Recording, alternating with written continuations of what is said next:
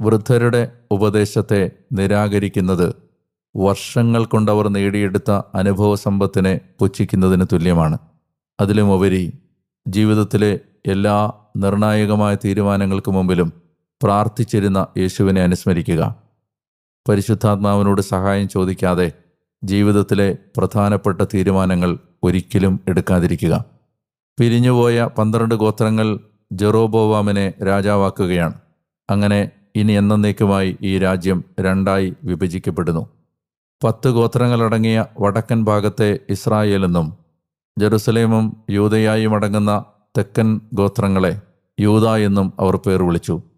യൂദാ ബെഞ്ചമിൻ ഗോത്രങ്ങളായിരുന്നു യൂദായിലെ ജനങ്ങൾ.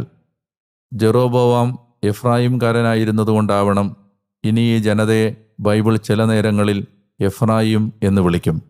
ഉദാഹരണത്തിന്, എഫ്രായിം എൻ്റെ വത്സലപുത്രൻ,